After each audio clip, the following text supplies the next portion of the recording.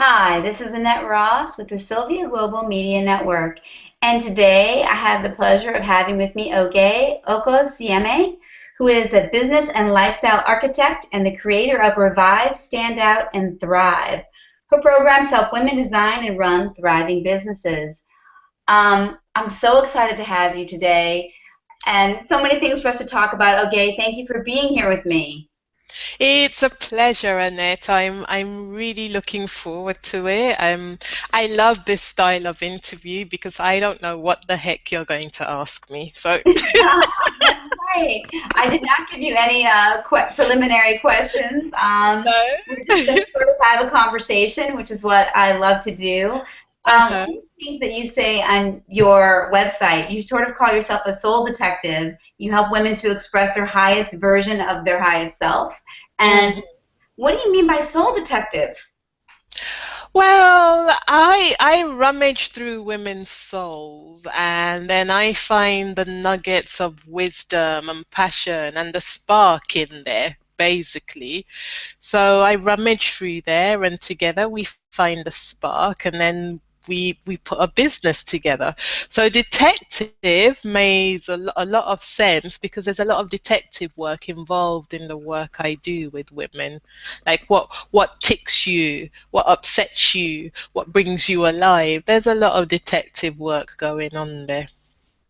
Do women when they reach out to you, if they reach out to you, do they already have the seed of an idea for a business, or are you helping them discover themselves so that they can figure out what it is they want to do? That's an awesome question. Thank you. Because there's two types of women that come to me. There's the women who already have a business and they've been struggling for one reason or the other. The business hasn't taken off. So they're really clear what kind of business they want to run, who they're of service to. They just don't know why the business hasn't taken off. And then I have, and those are the women I really created my standout programs for. Then I have another group of women who come to me. They're usually at a stage in their life where something needs to change, Oge. Something needs to change, and I don't know what needs to change. Perhaps I want to run my own business. I don't know, but it just needs to change. And that's the women I created my Revive programs for, because what I found is in that place, Annette, what a woman really needs to do is what I call coming home or going home to that seat of nurturing. And it's from that place that she can find what it is that she needs to do. It doesn't necessarily have to be business, it could be anything. But usually, when a woman's got to that place, she's like tired and she needs nurturing. So that's what Revive is all about. Wow, so this sounds like a little bit of psychotherapy, a little bit of psychology involved in that. Do you find that's a piece of it for you? It's not something I use. I'm not a qualified psychotherapist, so it's not a category I would put myself in. But I have got a degree and a PhD in life. That's my I love it. Absolutely. I know that each woman comes with her own individual journey, and all of us have PhDs and degrees in life. And what I bring to the table in that sense is my life experience, which is really, really vast, and also my genuine passion for exploring. I really love exploring human psyche in that sense and looking at the little nuggets that are hidden in there. So it's just fascinating, the nuggets we kind of sit on because we're taking them for granted. So that's what I bring to the table in terms of the work I do. I am a qualified coach. I'm a qualified coach and a qualified mentor, but that's a tool I use. I think it's the drive and the passion to genuinely explore and bring out the best in people that drives me. Well, now interesting because It looks like, from what I've read about you, you were at a tired place in your life too, which is like why you say I think that you can bring your life experience to women. If we're Mm, first talking about the women who come to you that are, um, who are feeling maybe depleted and maybe tired, can you mm. talk about that period in your life from when you started? You were sort of helping people with mental health issues, helping women that were victims of abuse, and then that was leading up to when you started to do something different and make a shift? Yeah, it was one of those careers that I fell into. I literally fell into it. I was at the stage in my life where I had two young boys to bring up, and I had to get a job. I had to find a job, and caregiving just happened to be one of the things I did naturally. Again, I think like a lot of women, we Yes. kind of gravitate to that because that's how we're taught also that, caregiving is a woman's role. Certainly in my background, that's how I was brought up is we were brought up as young girls and women to be the providers and the nurturers. So I fell into that, but it was a natural fall, so to say. And for years, Annette, it did the job. First of all, when I started, it was fascinating. Again, it was that exploring the human psyche. What makes one woman stay in a domestic violence situation and another woman will doesn't even cross her sphere. So it was really exciting. What had happened though is I'd taken caregiving to the other extreme in the sense that I was giving so much. I had my children, then I go to work and I'm giving, and I'd forgotten myself in the mix. And it took years. I mean, I did this for 10 years plus, and I just forgotten myself in the mix, and things started happening over and over again. It's like repeat things would happen. I think, that's odd. This is like deja vu. I've been here before. And looking back now, that was a sign that I needed to stop and check in on myself and check in with what I was giving myself.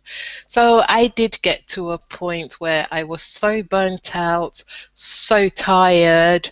Um, there was a lot of bullying that was going on from my managers to me, but those were all symptoms of not looking after myself and caregiving to everyone else. Wait, so when you say the situations that were repeating themselves, they were Hmm. sort of like signs for you to make a change. Yeah, I would usually say if something happens once, although I don't believe in coincidences per se, but if something happens once, then you could say, maybe I got off the wrong side of the bed. I'll go back to bed and get off the left side. And then it happens again, and it's like, okay, ding ding. And then when it starts happening 3, 4, 5, 6 times, a pattern has developed. And Mm. that's time. And especially if it's a pattern that is painful, that you don't like, I think that is definitely time to sit down and start thinking about what energy you're putting out into here, or what shadow is lurking in the psyche that needs to come to light, that kind of stuff. But definitely when it's repeated, it's a pattern. And what did you decide to do when you recognized that you were caregiving to that extreme? Well, what I decided to do, it took an event. One event happened, and that was the trigger. It was yet another email. It was yet another email from my manager, one of those emails that was so demanding. I'd had enough of people demanding of me to do this and demanding. And it was one of those demanding emails on it. And I remember reading this email at work, opened it, and I thought, okay, that's it. I'm done. I don't care how we're going to live. I'm done. I'd had enough. And every woman gets to that place. For some women, they get to that place before it really gets to where you have to take extreme action. For me, I'd ignored it.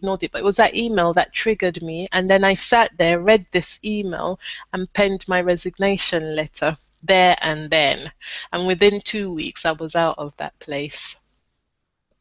Okay. Mm, So that's incredible because so many women will relate to that and think you had two boys. You had people yeah. depending on you. I mean, f I'm just guessing now. There had to be a lot of fear around that because you had people depending on your support. And it was that dependency that had led me to stay and stay, or that perception that there was no other way that had led me to stay and stay and stay and stay in a situation. It was almost like the way I see it now, that tendency to martyrdom that a lot of caregivers can have, that caused me to stay at my own expense, really at my own expense.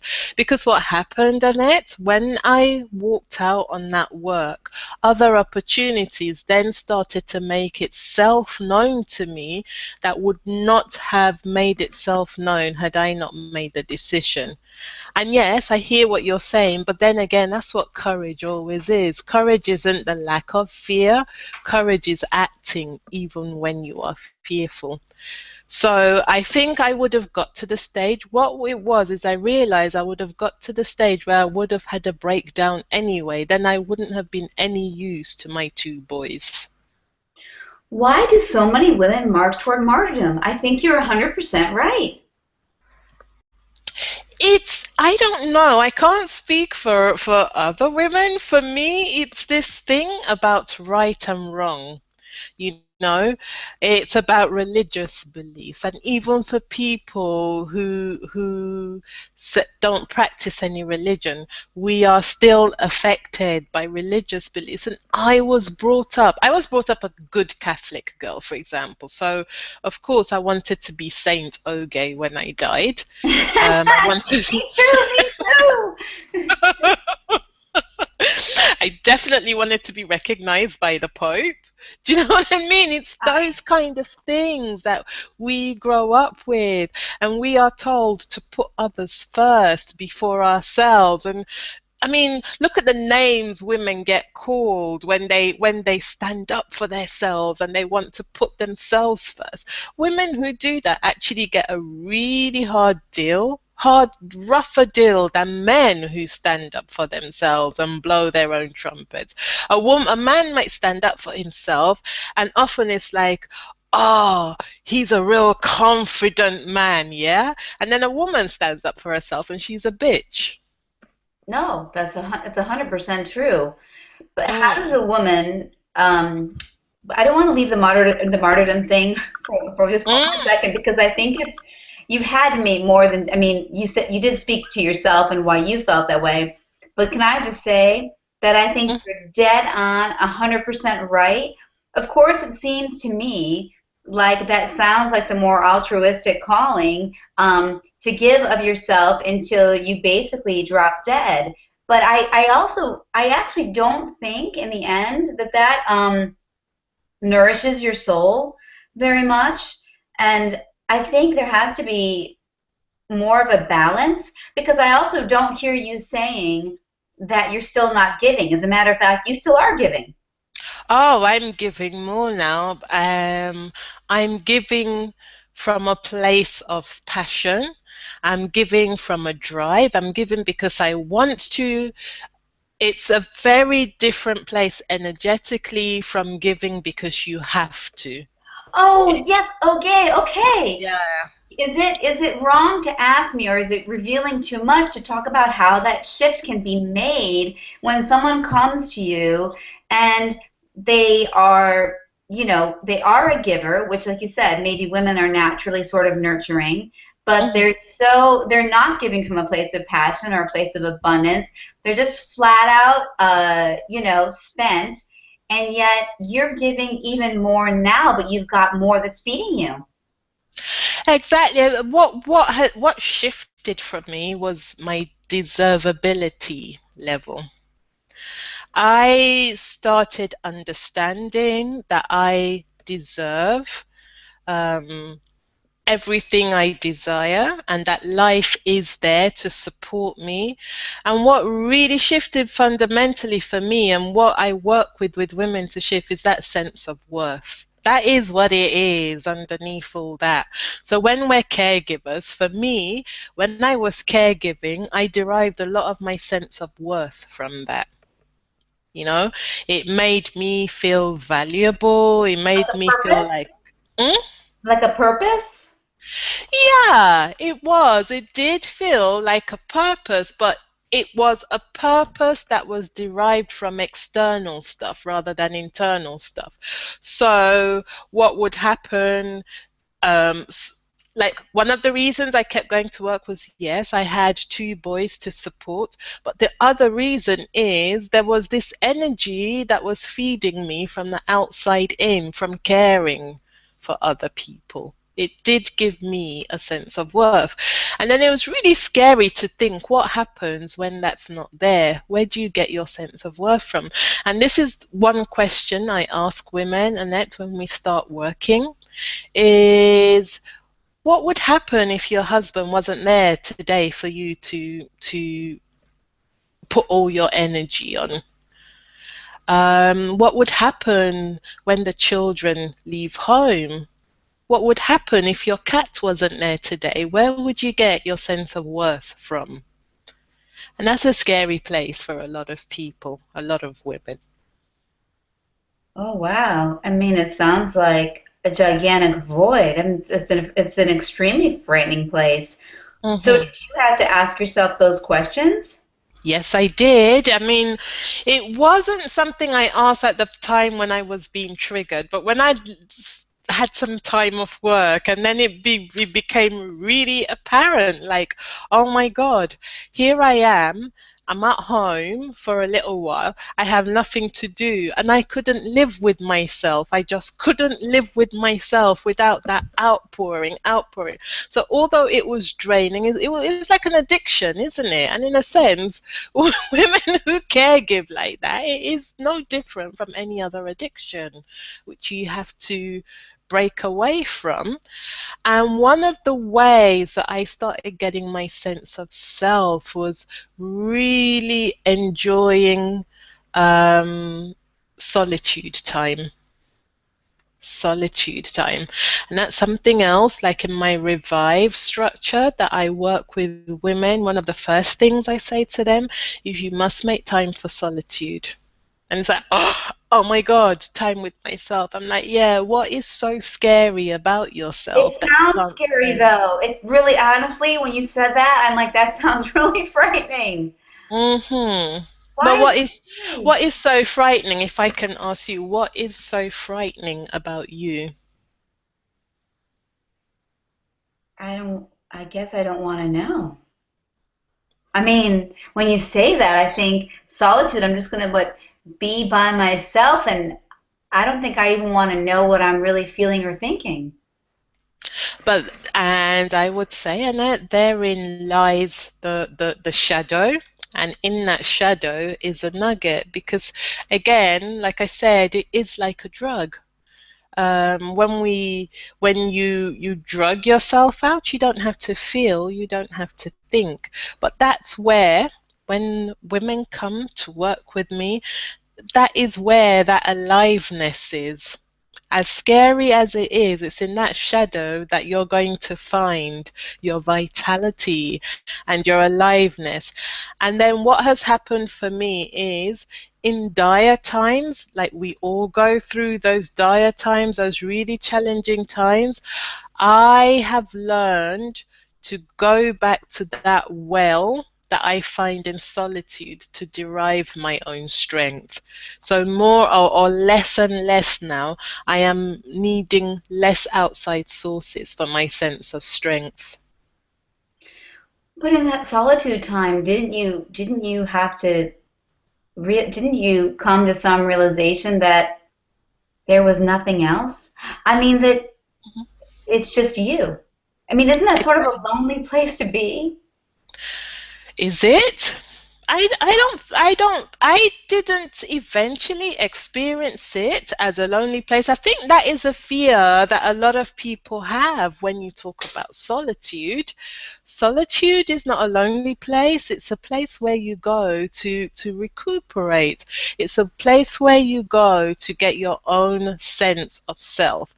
And again, especially for women and especially for people who are so big on caregiving, a lot of the times women don't know where they stop and where other people start. Yes, I agree with, yes, okay, yes, that is 100% true. It's like I literally just wrote that down yesterday. Mhm. But I don't know where my life ends and my children's life begins. I don't even I don't even have a sense of self anymore.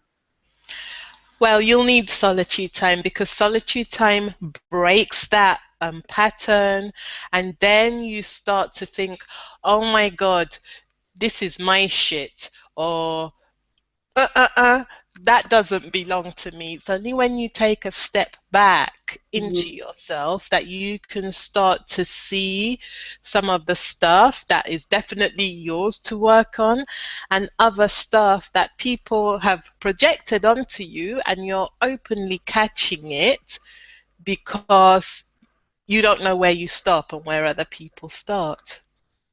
So in your bio, you say, and this is a little bit after, it sounds like after you wrote that termination, you received that email and then you terminated your time at that job. You made the decision to change the relationship you have with yourself. Yeah. Can you sort of expand on that? Is it sort Yeah. of, I made the decision to start honoring myself, to start valuing myself, to start appreciating, and ultimately to start loving me. And that was the decision I made because up until then, me, the self I knew it, didn't even warrant a thought. I mean, like I had children and I had a mortgage and I had work and I had people and I was a senior manager, so I had staff that I managed.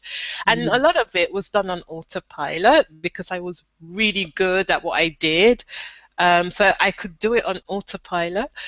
What happened though is me, Oge, never warranted a thought. I didn't give myself much consideration. And I remember sitting thinking, oh my God, if you had watched your best friend going around doing this, what would you say to her? And if you're not giving yourself the consideration, who are you waiting for to give you that consideration? And yeah, a lot of my work after that was really learning to value myself. And one of the places I started was to start appreciating my abilities. You know, those things I did on autopilot, because Mhm. they were so autopilot, I took them for granted. And then someone would say, oh my God, Oge, you're so good at this. And I would just brush it off. Mhm. It wasn't even brushing it off for me personally because I was embarrassed. I wasn't. It was more like I just took it so for granted. It's like, oh, here we go again. Until I started realizing that a lot of the things, for example, that I could do, a lot of people find it challenging.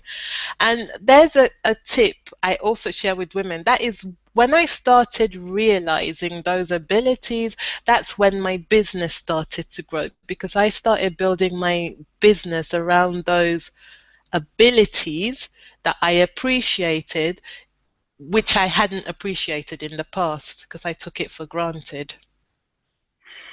Did you at that time have any sort of female role models or was there someone that you were looking at, even in an iconic way? Like I would say to you, um, and it's so funny because we're talking about martyrs and saints and so forth. Like Mother Teresa, for me, is someone that Yeah. I've always admired. But then if I think, is that someone I Uh-huh. really want to emulate? I mean, was there someone that stood Yeah. out to you wanted to emulate?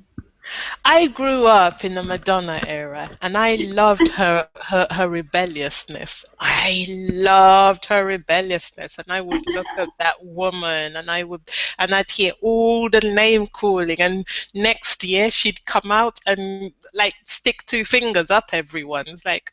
Uh, She was someone I really looked to, like, now there's an awakened woman. Yeah, so she was somebody I really admired, and I also really admired Oprah. Her work, her background, a lot of the stuff that she had overcome, mhm. um, are things that really, really inspired me on. Now, in my immediate background, we are a family of matriarchs. We are.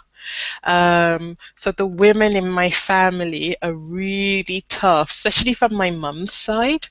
They're really tough, strong women who take no nonsense kind of thing from anybody, and they would go off. The women from my mum's side of the family never felt a need to have a man in their life. They could do it all.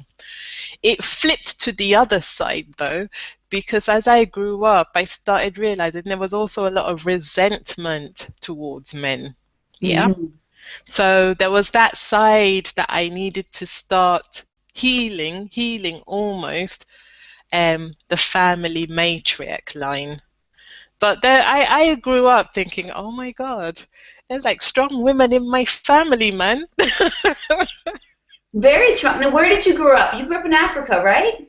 I was born in London. I spent my first 8 years in London, Okay. and then I went back to Nigeria and spent my teenage years there, and then came back to London in my late teens.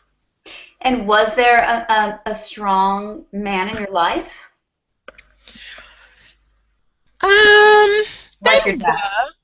My Mhm. dad died when I was 7, so that was quite a big gap in my life. And it was actually only when I was going through that stuff that I was going through when I started thinking about how I needed to change my life and do different things. That was when it struck me, the big hole that had been left in my life when my dad passed away. I was 7, so somewhere along there. I don't actually remember grieving my dad at that age. I actually grieved my dad much later on, when it started dawning on me what a big gap not having that masculine energy there had created. No, that masculine energy is so important. I asked about that because I thought it was interesting that you noticed that the matriarchal, that strength in your family, in there was also harboring resentment. So I Yeah. wasn't sure how that came into play. Why? Hmm. Because because did they feel or did they project that the men weren't really doing their part or I don't know, because I never got to speak to, say, my grandmother about it, so I can only look at it from the perception as the child I was. I Mhm. think a lot of it was that the women, for whatever their life experiences, had decided that having a man in their life at that point was a waste of time. But would your thoughts about that now be that obviously the masculine and the feminine, sort of the yin and the yang? I mean, there is a important role that the masculine plays for sure. Oh, yeah. But I do want to differentiate though between that masculine, feminine energy and the gender stuff, because That's true. some men are more feminine, bring more feminine energy. Energy. Some That's women bring correct. more masculine energy. But yes, to your question, Anna, absolutely yes, is that it's the balancing, and that's what I had to do as well, is really balancing that masculine and feminine energy. Giving, um, as in giving, is actually a very masculine thing. Outward, putting out there is a masculine thing. So it's really interesting that a lot of women are caregivers and we do that outpouring, which is a masculine thing. And it's much, much harder for a lot of women to sit down and do the really feminine, which is receiving. And that's what you do when you go into solitude space. You start to open to receive. And receiving is very scary because it brings up issues of worth. Am I worthy of this Oh, receiving? Do I deserve this receiving? oh, wow. So that you came full circle on that. I understand what you're saying. But don't you think that the word deserve is a bit tricky? I mean, what do any of us come into this life? What do you mean? I think deserve is a word that gets misconstrued often, and so Mhm. I'm always when my girlfriends even will say to me, "But I deserve this or that." I always sort of stop and say, "Wait a second, what? Who deserves anything?" So what? How would you sort of talk about the word deserve and what you mean by that?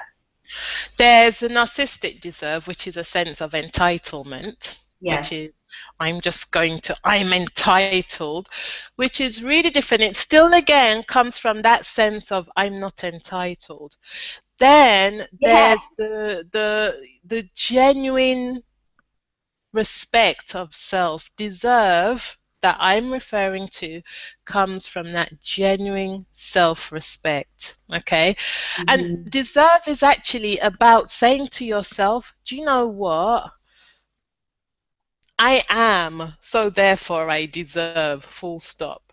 I am, so therefore I deserve to respect myself. So for me, it starts from that place.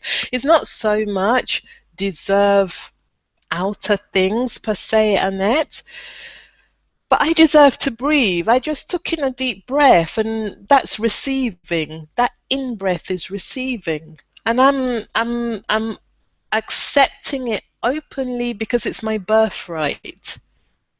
That in breath is my birthright, the same way as an out breath is my birthright too. But what a lot of us women do, we focus on the out and we don't want to take in the in.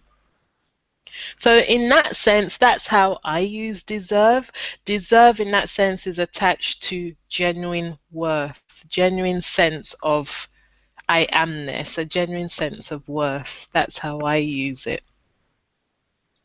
When you were going through this process for yourself and you left your job and then you were starting something new and you had a mentor and you were realizing your capabilities and your talents, you say in your bio that you had like a dark night of the soul, like things didn't just boom, then happen. So I think it was around 2010, 2011, you say you had like a dark night of the soul. What were you stuck? Yeah, this is some of the things that I'm sharing with you at the moment. It was those things around who am I? Mhm. Um, Business, going into your business for me and other business women and entrepreneurs I've spoken to. Oh my God, it's the biggest ever self-development process you will ever go through, Interesting. especially when I was coming out of a space where I the what's the word? The responsibility for my livelihood was on someone else, i.e., my employers. Yeah. Yes, I had to turn up to work, but they paid the money into my bank every month. And that money was what sustained my children, da da da. And then suddenly I'm in this space where I'm having to trust myself to be able to do it. Oh my God, that was tough. So up until then, I was so used to putting my trust in outside sources. And Mhm. now I'm starting my own business. There's no employer to go, right, you didn't pay me. Oh, I'm entitled to X days of sick days off, so pay me. Now I'm having to trust my own ability. I'm having to trust my own skills and start to really trust myself. And that was so hard because it wasn't how I was brought up. It wasn't how I learned to be. Um, Almost, I learned in my culture, the way I grew up, I learned that there's a man and he's the provider and he's what you trust. So although I didn't have a man in my life, I had the equivalent of a man, which was my employers. Yeah. Yeah. They represented that man in my life that wasn't there physically, and suddenly that's not there anymore. It was really tough to learn to trust myself. Which is why you say that there's no Prince Charming coming to rescue Snow White. No, there isn't. And that's why that's not just that's in a lot of cultures, right? That's Yeah, not just prevalent. That's prevalent, and sort of that idea to debunk that, I think, takes a long time it because can do. Yeah, it well, can. There's a lot to untangle there. There's a lot of unlearning to do. yes, because it's still okay to want to partner up with somebody. I mean, that's still a very okay thing. That is. But you say, but what you say anyway is, and what you say in the bio is that you have to be your own savior. Yeah, And exactly. that Exactly. feels I don't know. I mean, again, it's just probably, my own stuff, but now I think I can say for other women that I would know as well, that feels a little scary. It is all scary. It is scary because it's unknown. I think a lot of it, a lot of the fear is more the unknown. So even though people are doing the same thing and it's not working, when they think of the unknown element, when you're thinking of unknown, the scary bit is you're not in control. um, where you stay a victim and you stay in savior, perpetrator, victim mode, you are very much in control. It might be dire, but you actually know what to expect. Yeah. And then suddenly, like in my case, I'm out there and I'm having to learn new things and trust myself. It's really scary. The big scare though was, oh my God, I'm not in control of things anymore. I really have to surrender and go with the flow. Surrender is another feminine energy thing. Is that surrendering and going with the flow and trusting that you will know what to do in each moment. And that is scary. But you say that your business, you thought about giving up. So it didn't. What made you believe enough that when you were about to try something new and it didn't go off, right away, it didn't just pick up and go running, as many things don't, they take time, that you didn't give up? How did you, because you really, the truth is you had mouths to feed. So I think so many women would get stuck right there and say, I'm going back. I think I'd got to that tipping point place where the pain of where I was actually bigger for me than the fear of the unknown. Mm. I had reached that my own tipping point, and that oh my God, the waking up every day to that dark place and dark pain was just, I'd much rather go to the unknown at that point. So I had reached that tipping point. So when women come to you, we talked a little bit already about women who come to you sort of in that depleted mode. What about women who already have a business going, but it's just not thriving, maybe not really going anywhere? How do you help them? I mean, that depends on what the women come for. So, for example, recently I've created a really awesome program called Money, Lifestyle and Luxury. And the women who come to me who have signed up for that program, basically they've been running their business for ages. They still don't have money in their pocket. They don't have time on their hands. And like me and many other women, they went into business because they wanted to run their own lives. They wanted to be in control. And they're finding pretty much that their business is controlling them and they haven't got any control. So they come to me at that stage to work through stuff with them. Again, I usually do an assessment with a woman. We'll sit down through my discovery sessions and we'll have a conversation. And then, depending on what comes out in it, I make some recommendations. Sometimes a recommendation is to work with me because I have the specific skill set that they need. Other times, I recommend that they work with someone else, pretty much depending on where they are. Have you been able to help women who have businesses that are sort of either stagnant or maybe even failing, uh, sort of figure out, like you said, Mhm. some of them aren't making money, Mhm. they're not really getting what they want from their business, sort Yeah. of.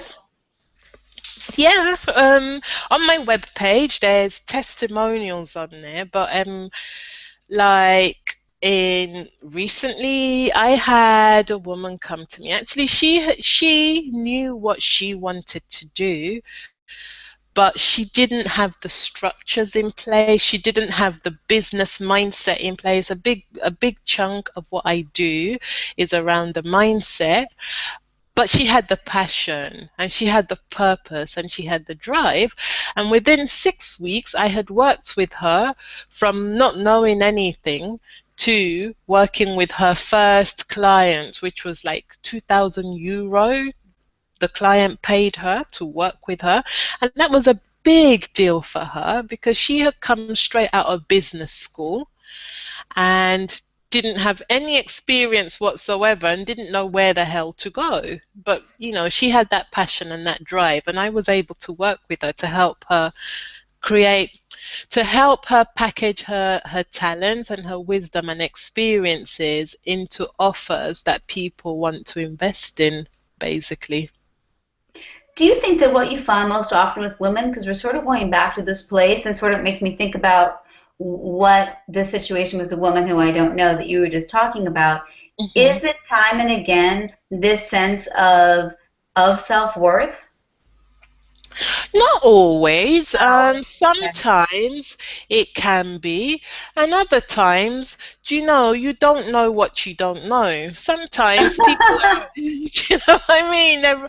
People are running around in circles trying to get their business off the ground. If you go on the internet, for example, there's so much free stuff, and I hesitate to say free because on the one hand it sounds like free information, on the other hand there's a cost to it. There's a cost of disseminating those information, there's a cost to distilling it, there's a cost to working out right which bit of this information goes where and Yeah. XYZ. Do you know what I mean? Oh yeah. So How is it relevant to me exactly? Like, what do you do yeah, with it? with the information. Well, there's almost too much sometimes. So yeah, you can't. Exactly. Yeah. So go ahead. Exactly. I'm sorry. I'm sorry to Yeah. interrupt. Yeah, that's okay. So when women come to me, they've come because they're like, I've tried this and I've tried that. And listen, I just need to get some money coming in. And we sit down and we have an assessment. And like I say, you don't know what you don't know. A lot of the times it's not necessarily the self-worth stuff, is they haven't got structures and systems in place. They don't know what structure to put in place or what system to put in place to get them to XYZ. So it can be things like that. And that's why I have a mentor, because like a lot of the women that work with me now, I didn't know what I didn't know until I started working with my mentor. And it's like, oh my God, I could have easily have spent the next 10 years trying to suss this out. And are you in a place now where you feel happy and satisfied and fulfilled with your work? Yes, I am. Absolutely, I am. Like I said, I spent the summer. creating this new program. It was something I'd always wanted to do. And then I started speaking to clients, and I thought, right, I'm going to do it because for me, a lot of my brand stuff is around simplicity, and it's around elegance, and it's around ease, and I like luxury as well, and the personal touch with clients. So I wanted to create a program where I taught clients how to work in the way I work, because it works for me and it works with a lot of women. So over the summer, and that's over August, I'm in this lucky, beautiful place that I could take time out and really work on and create my program. And then I launched it. When did I launch that program? Like 2 weeks ago, and I've got one place left now, so it's pretty much full. So yeah, I'm in a place where I'm absolutely enjoying what I'm doing. I think I found my own sweet spot. I found my own star qualities. Wow, to manifest that. I mean, what I love about you is you said it sort of earlier on the show that sometimes when women come into their own power and they're manifesting things in their lives and they're sort of in control, not really control. I mean, I don't like that word either, actually, but there can be this, bitchy sort of word Yeah. that comes up or whatever.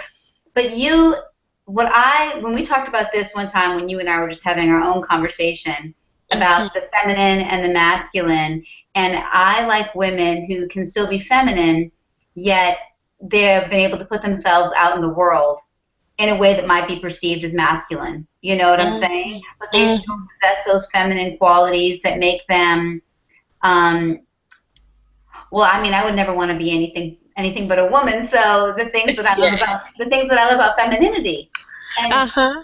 and you seem to be able to sort of, you found, like you said, the sweet spot. I feel like you sort of have both. You still feel like you very much know what you're doing, but you have a warmth and something that makes me drawn to you. Do you know what I mean? We're only talking. I've never even Yeah. been able to meet you in person.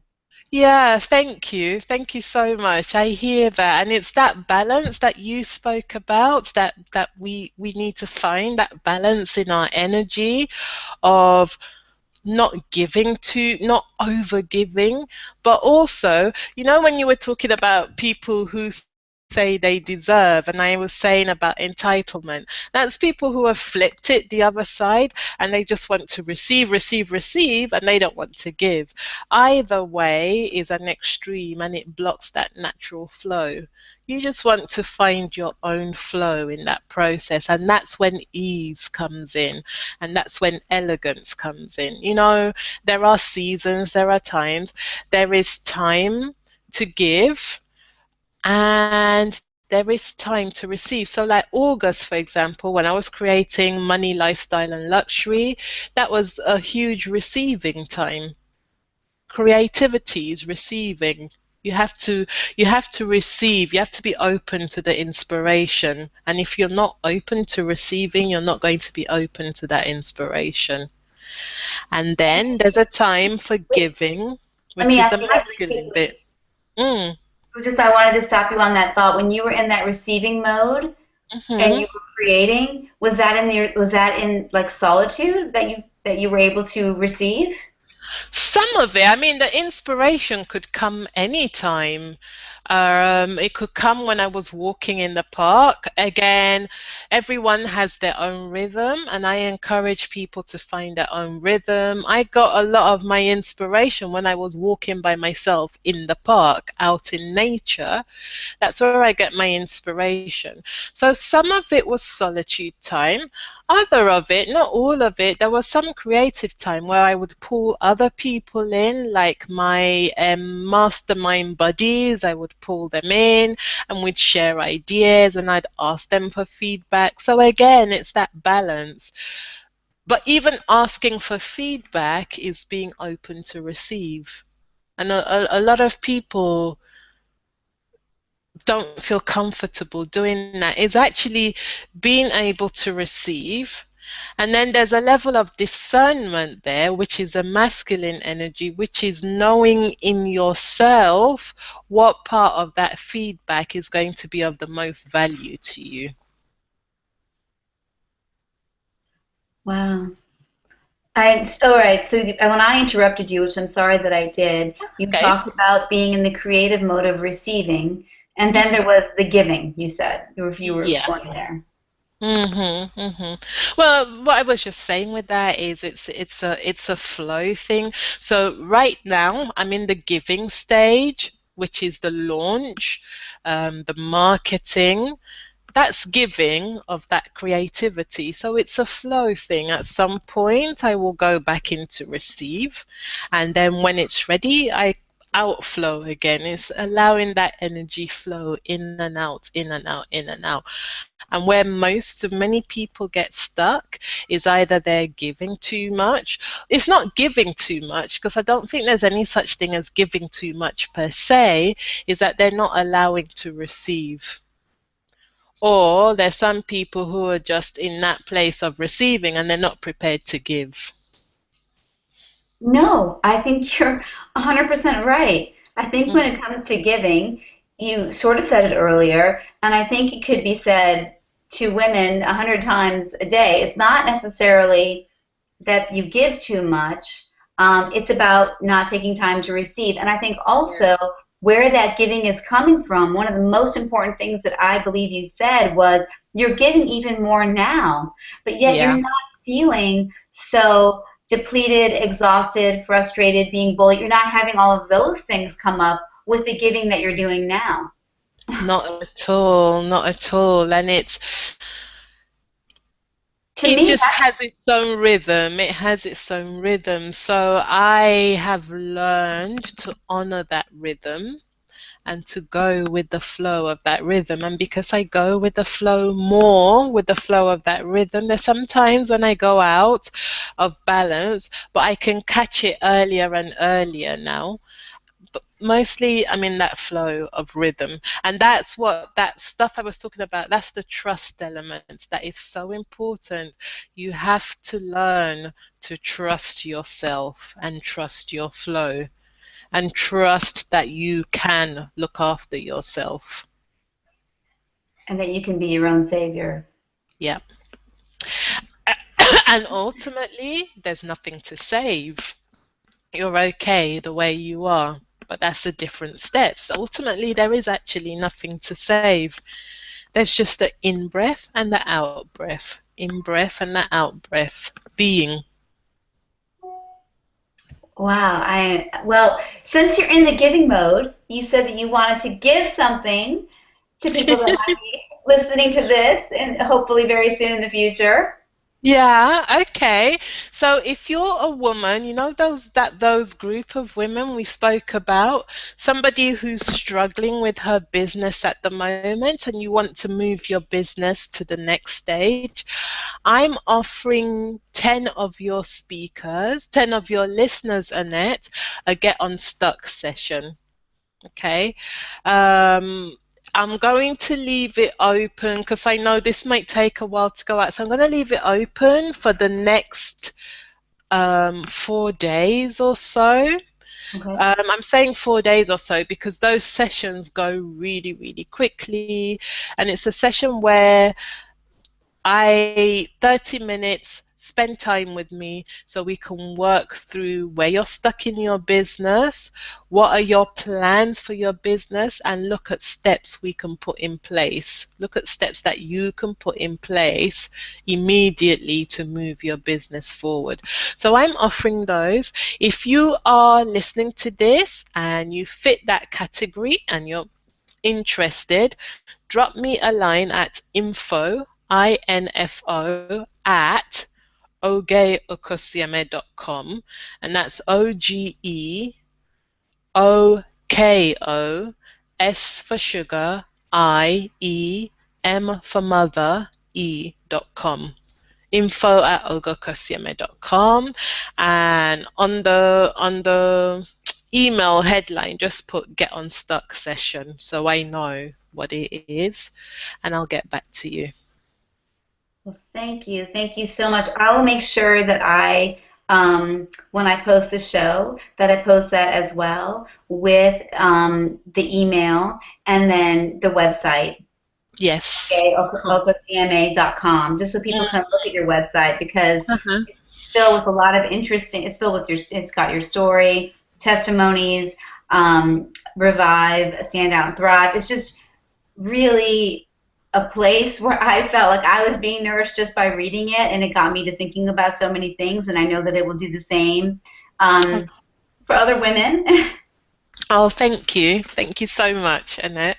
Oh no, thank you for your time this morning, um, for doing this for women and for doing some of the things that you've already done for me after the first time we spoke. Okay, I felt you brought so many things into my heart and my mind that got me to thinking, and you just did that by being you, and it was really a gift to me because for some reason it inspired me to do some other things and to create a little bit.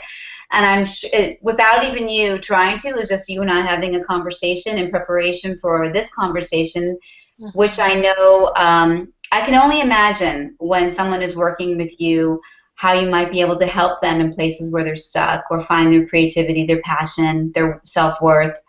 Um, it's such a gift that you have, and I'm so pleased and honored really to have you on the show. And I know that Gail Sylvia is as well. So Oh, thank thank you. you for being here. Thank you. It was a pleasure. I really, really enjoyed it. Like I said, everyone listening to this, we didn't script anything, did we? And that we just we just thought we're just gonna go with the flow, and it's so much fun. It was so much fun. So I hope you guys can hear the thrill and the pleasure from both me and Annette. Like you said, I really have loved connecting with you too. Thank you. Thank you so much. Thank you to Oge. Oh, Okosame. I hope I Yeah. know I can say that quite right. And thank you to Gail Sylvia and the Sylvia Global Media Network. And we look forward to connecting again. Thank you. Bye. Bye.